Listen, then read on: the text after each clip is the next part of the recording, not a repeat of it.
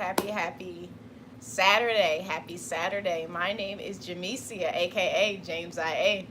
I'm your motivational holistic health coach, and I'm just a vessel to provide you with the necessary tools to make sure that your mind operates in a state of consciousness, your spirit stays lit, and your body is snatched to the gods in every way you wish. Before we bankhead bounce into the video, shout out to ATL. Make sure that you like, share, and subscribe by clicking the link below. And if you're feeling real spicy, like, drop a comment or two. Greetings, community, greetings. So as the title states, why our community needs healing. Why does our community need healing?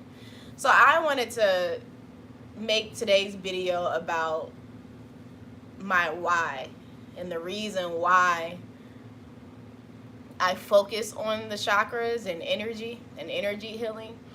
So just to bring perspective to this channel,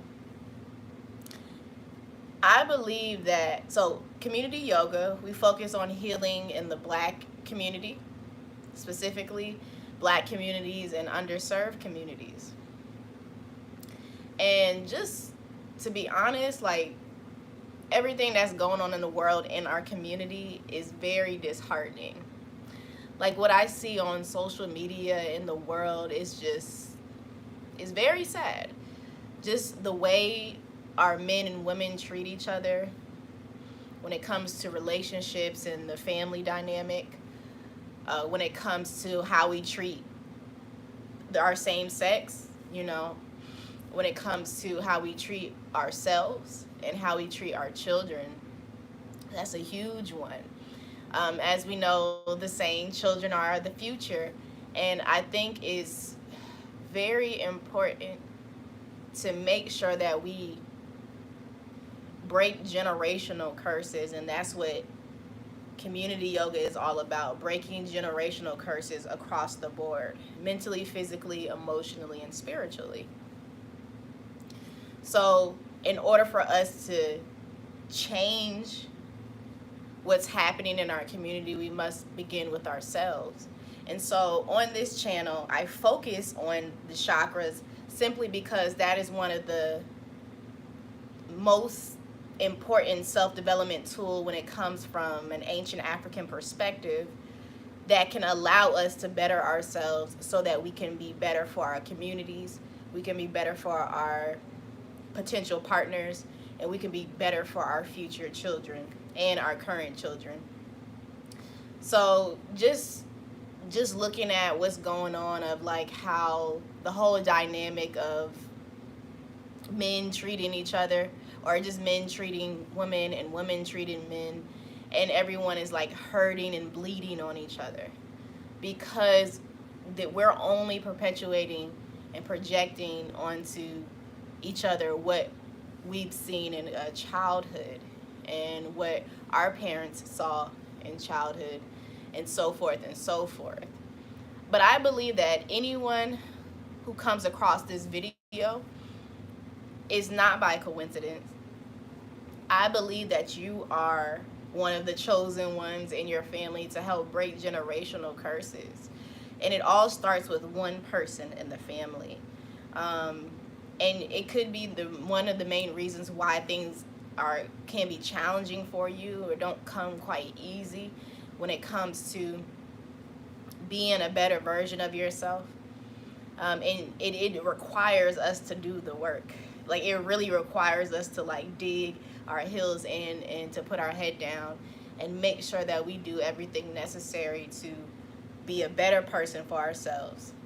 And then we can be a better person for our communities, our families, and our children. And then when it comes to our children, I think it's a time out for disciplining them and by physical abuse. What I believe is that how we treat our children in youth is how they will allow themselves to be treated in adulthood, only because that is all that they know. If they only know abuse, then that's what they will attract, and that's what they will accept. If they only know a mental and emotional abuse, that's what they will attract, and that's what they will accept. So we have to break these patterns And I know that a lot of people in our community can look down upon not disciplining your child by physically hurting them, but and can honestly say, well, I got beatings or whoopings growing up, and I'm perfectly fine. That is not actually true. Like we can feel fine, and that is true, that to that point, but it's not true on a subconscious level, because if you look at your situation that you're in and examine, like truly examine where you are and what you accept in your life, it may say otherwise. Subconsciously, you think that abuse is okay in any form. And I know for me, one of my values and morals are the 42 laws of my eye. That's where I speak them every single day to make sure that I keep my values, my integrity, and my virtue and morals intact. And one of the laws, the 42 laws of my eye, states, I will not abuse children. I will not abuse children. I have the utmost and highest form of respect for children. And I believe that children are truly the angels that are closest to the spirit realm, because they were freshly coming from the spirit realm, and they have so much wisdom and knowledge. And how we treat our children is very, very important for the growth of our community and for the change of our community, because they really are the people that will make a difference, and they're the future leaders. So if we want a different world, we have to pour into our children in such a way that allows them to express themselves in their creativity, in their most authentic form, and versus stifling who they truly are. I believe that children can turn out to be something completely different if we don't interfere in a way where it can be harmful to them, in a way that can cause them not to be all of themselves. And I think it's important for us to make sure that we love on our children, we begin to love on our children, and to show them a different way of affection and discipline.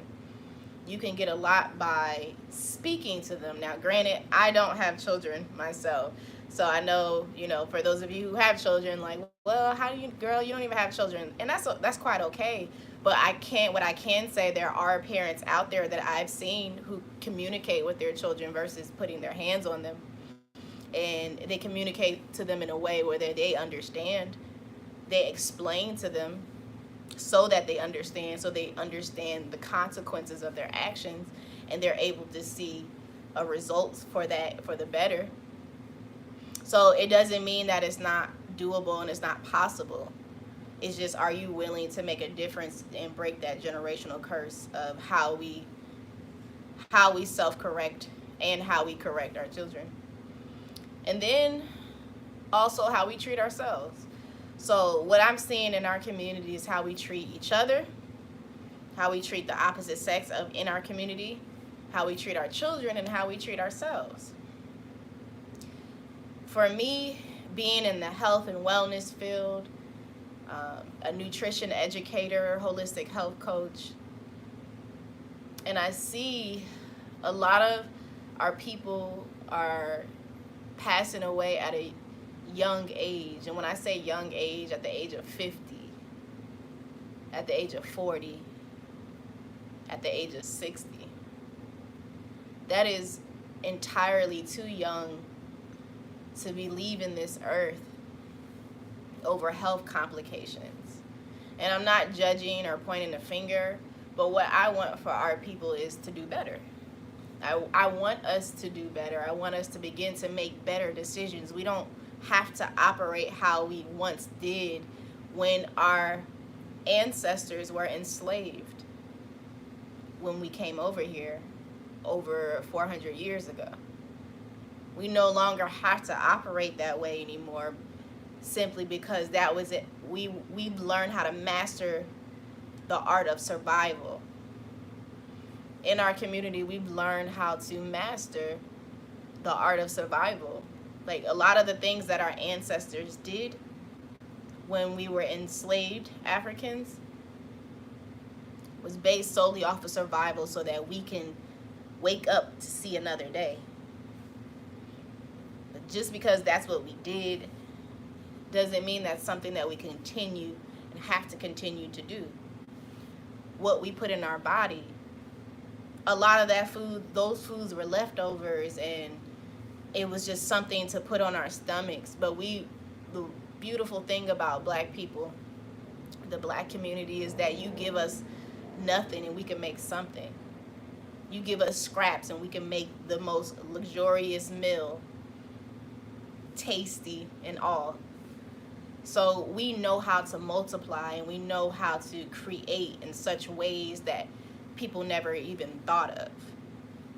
But what if we chose differently? What if we chose to be healthy? What if we chose life? What if we chose life not for ourselves, selfishly, but for our future and our future family, generations, and children selflessly? What if we did that? What if it's not even about you? What if it's about the ones that will come after you? If you are a generational curse breaker, you have a mandate on your life. You have a mandate to do it different. You have a mandate to make different decisions. Unfortunately, you cannot be like everybody else. Unfortunately, you cannot walk with the crowd, the masses. You cannot. You have to change the trajectory of your family, and every single family has one or a few people in their families that are going to be that generational curse breaker. And if you're coming across this channel, well, surprise, that is you, the generational curse breaker. So I want to circle this back around to the point that I'm getting at. The reason why I focus on the chakras is because it's a self-development, spiritual enlightenment tool. And it helps guide us to do the healing work. So we have to heal. The root chakra is associated with the environment we grew up in, past generations, our familial, the way we survive, our home environment, along with other things. It's our basic foundation. If our foundation was created in pain, hurt, and trauma, then guess what? That means we have to tear down the whole structure. We have to start over and build anew on a fresh foundation that we don't even know what it looks like because we've never been here before. But guess what? We're going to roll up our sleeves. We're going to roll up our sleeves, and we're going to get dirty, and we're going to do the work in this lifetime. We will always have something to heal. But if you are the chosen one, or if you are the person who's supposed to make a difference in your family, it's not going to be easy. You have to be a strong person, and I guarantee you are a very strong person. Even if you feel like you're weak, you are one of the most strongest person, the most compassionate, loving, considerate, thoughtful, kind person that you are is actually a strength.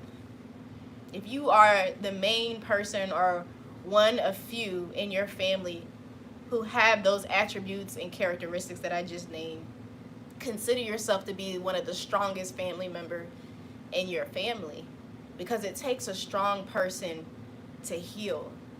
It takes a strong person to intentionally become a better person, to intentionally break generational curses, to intentionally break the trauma and the hurt and the pain that's been passed down to you. It takes a very strong person. And so we have work to do, y'all. We have work to do, and if you are a part of my community and you are a part of my tribe, we are a force to be reckoned with, because we have work to do in this lifetime. We have to.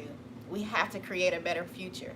We can no longer live how we used to live. We can no longer survive.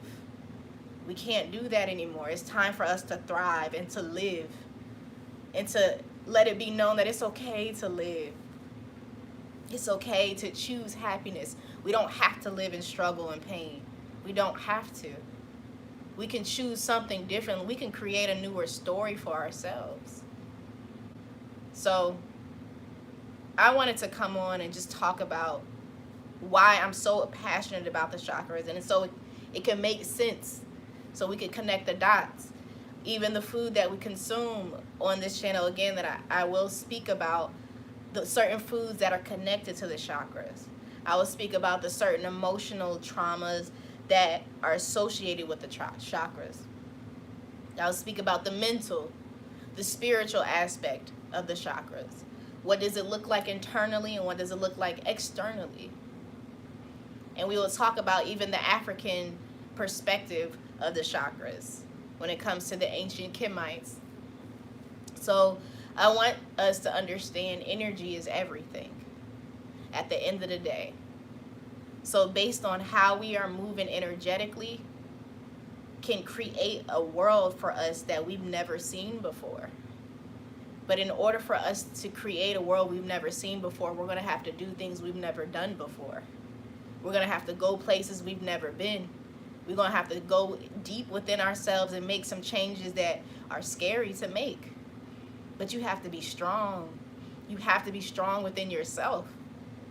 You have to. You cannot waver on this journey at all. You cannot waver. And you will not waver. As long as you're a part of my tribe and my community, we're not going to waver.